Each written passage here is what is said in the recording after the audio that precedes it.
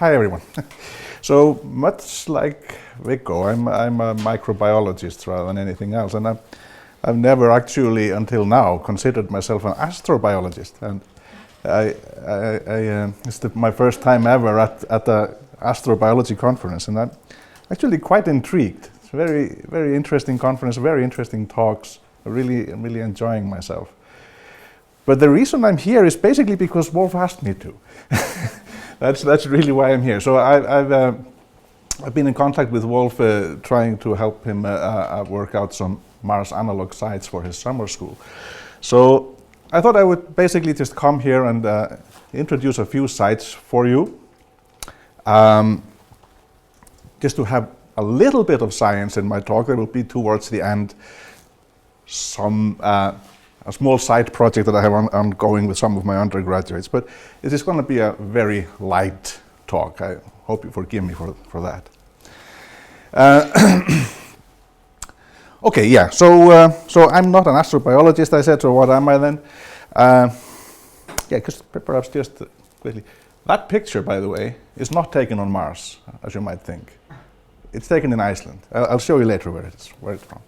Well, okay. So what am I then? I'm actually working mostly on symbiotic bacteria with lichens, or the microbial community within lichens. That's my day job, if you like. That's what I do most of the time. So I wasn't going to bring this up at all, actually, but when I was sort of mentally preparing myself to come to an astrobiology conference, I went to my bookshelves and dragged out an old science fiction novel that I read ages ago, and it just struck me when I was rereading it that in it, it's a reasonably realistic story, and it struck me that in the story the colonists actually start terraforming Mars with lichens, genetically modified lichens. And it makes a little bit of sense, because lichens are extremely hardy. And they can be found anywhere on Earth, not on Mars, but anywhere on Earth, and they're very prominent in the Arctic. And we see them all over the place, growing on rocks, like you see here, several species sort of clamoring for the sunniest spot on the rock, and even on concrete and what have you. So they're extremely tough organisms. There is a bacterial community associated with lichen, and it's actually somewhat lichen species specific. Well, I won't get into too much detail, but there is a community within the lichens, and we've been looking at what bacteria they are and what they do for the lichen, and well, that's a variety of things probably, but among the more important ones are the nutrient scavenging, both organic and inorganic. So there are some biogeochemically relevant microbes in there. I hope I can tell you more about this at some other opportunity, but because this is, as I say, this is what I do most of the time. But I am at Akureyri up here in the north of Iceland. The University of Akureyri, it's really just a small college, but the reason I bring it up is that, yeah, we're located here in the north, in relatively good proximity with the northern and northeastern highlands of Iceland, which are basically in their entirety really good Mars analogues for a variety of reasons. And this has been recognized for a long time, or perhaps I should say just as generally as analog sites for space exploration. All the way back in the 60s in the Apollo program, they used areas in the northern and central Iceland as training grounds for their astronauts. So number of things to point out. One is that we have really in all of the highlands We really don't have any topsoil at all. It's just regolith, really, like on Mars. It's basaltic, much of it glass from palagonite. There's, of course, a number of geomorphological features. Please don't ask me too much about geology. That's why I collaborate with geologists, so I don't have to know it myself. So it's a cold environment for the most part. Not as cold as Mars, obviously. So the mean annual temperatures in these areas are hovering somewhere around 0 Celsius. And they are so the regolith is a very low water retention. We have plenty of precipitation, but we still have desert environment because there is no real water retention in the surface. Now, Iceland being a volcanic island, as Viggo explained, we have, of course, plenty of geothermal areas. So we have a variety and gradients of geochemical and aerosolic even conditions that may be of interest to astrobiologists. Then there is the subsurface.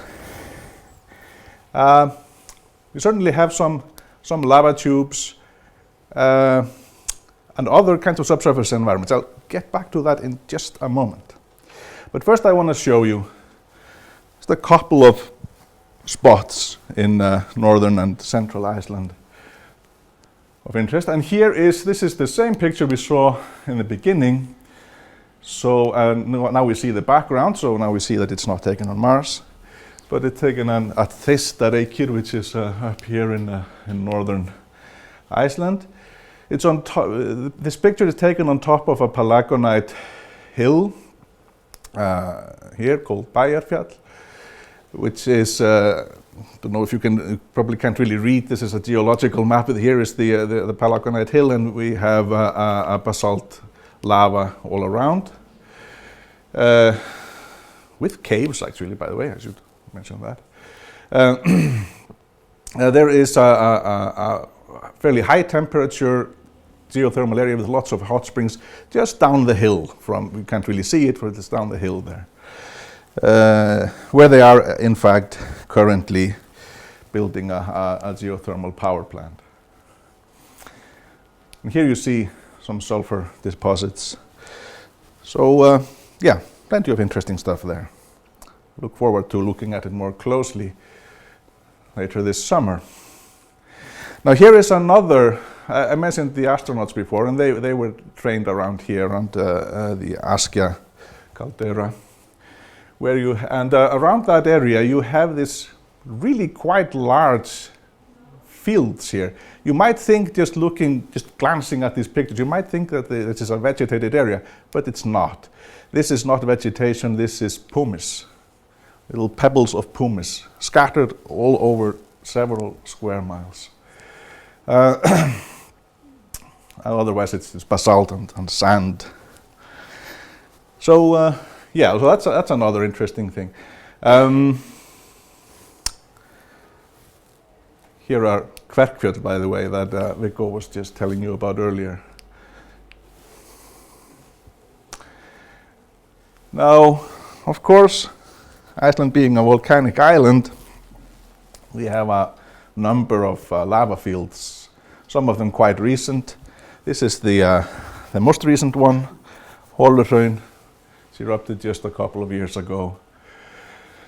And of course, with basaltic lava fields, you have a nice opportunity to study colonization and progression of communities and so on and so forth.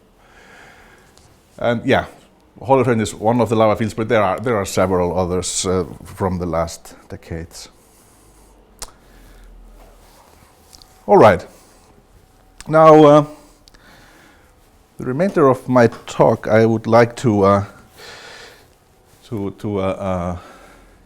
tell you, as I mentioned in the beginning, I'd like to tell you about a couple of small, side projects, unfunded really, that I have ongoing, looking at a couple of subsurface environments. Because I think when we're looking at at the exploration of Mars, the subsurface is a very important environment that is perhaps for practical reasons often ignored, which is why I've heard some people talk about surface chauvinism in the literature.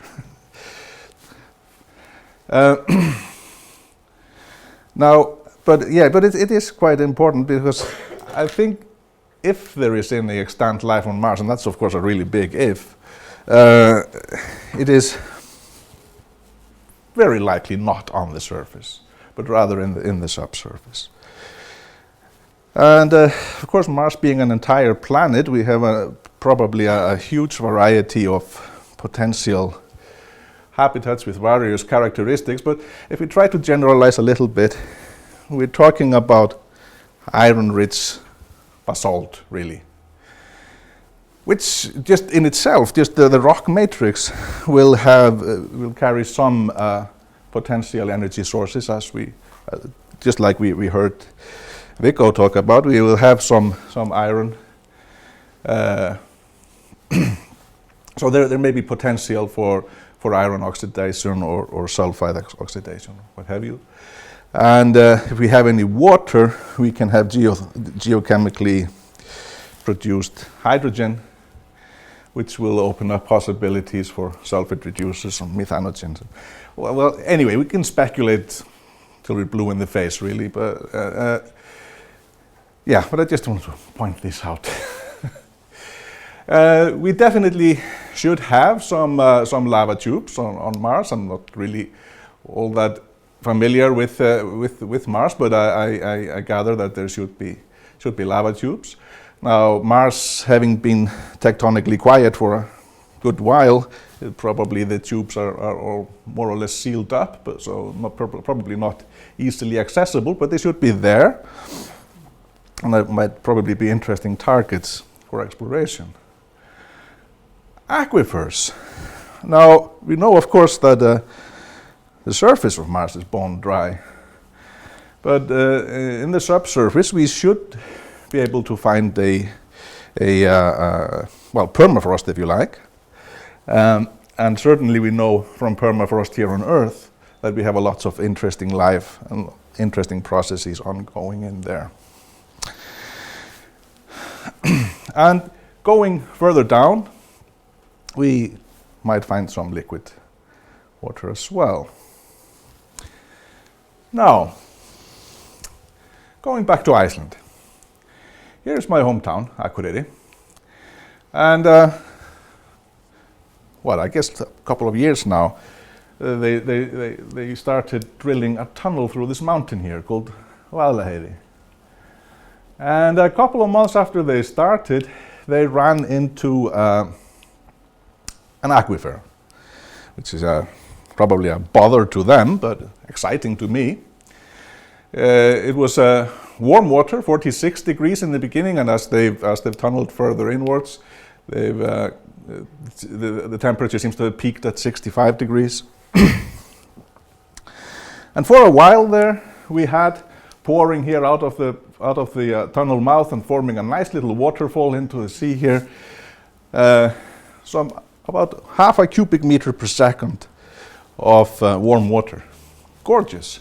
It was the largest hot spring in Europe for a while, but the dam engineers are trying to close it off.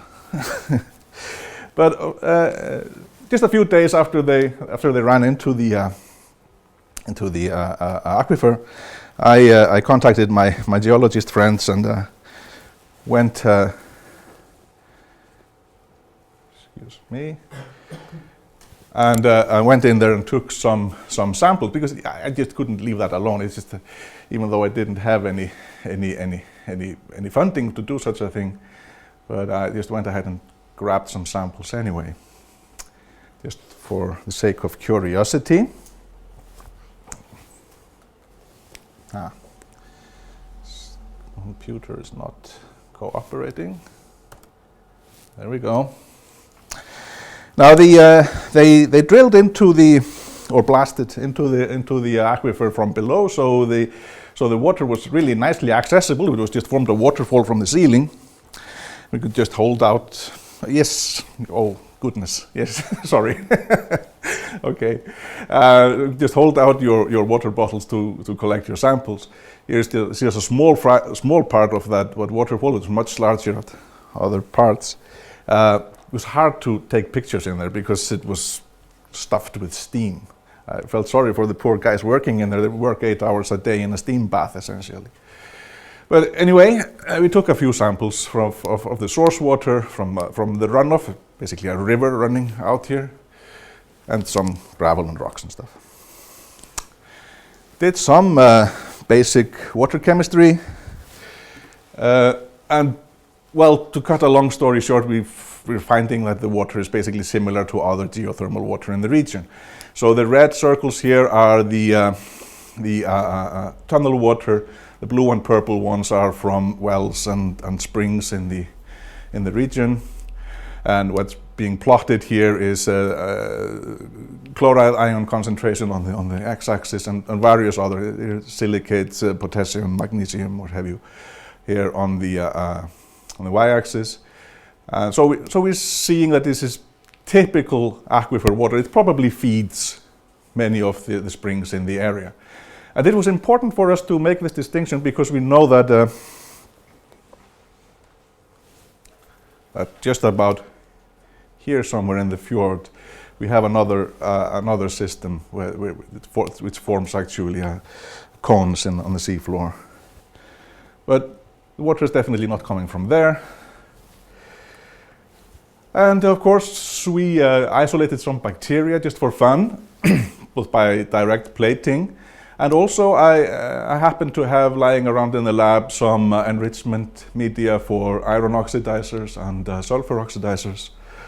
And yeah, I did some plate counts, that's not really important. But basically there are bacteria there, but not an awful lot of them.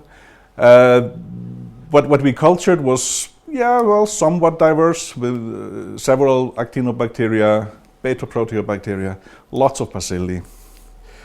But obviously we know that we're only culturing a tiny fraction of what's there, of the diversity that's there, and probably not even the most important ones. We will do a community analysis. We have a few liters of source water in our freezers. As I said before, this is unfunded, but I'm going to smuggle these in with some of my other samples later this year. Okay, I know I don't have any time really left, but I just wanted to point out, just as one example of what of the interesting bugs that we find and could culture from that environment. Ditsia, not something that you normally associate with an aquifer at all. It's an actinobacterium, and no one had ever thought about Ditsia as a lithotroph before. But we found the genome of Ditsia cinnamea in the literature, and lo and behold, there are genes indicating that it could be autotrophic. And yes, we grew it on an iron oxidizer enrichment. So that was kind of cool, I thought. But I know I'm out of time, so I'll jump over this, and I think I'll skip the cave, which it's a shame because there's a lot of really cool bugs that we isolated from a lava tube cave. Yeah, sorry. But thanks to my geologist friends at the Iceland Geosurvey. That has to do with the cave, the national park, the tunnel guys, and here's got a little bit of money for the cave. All right, well, thank you very much.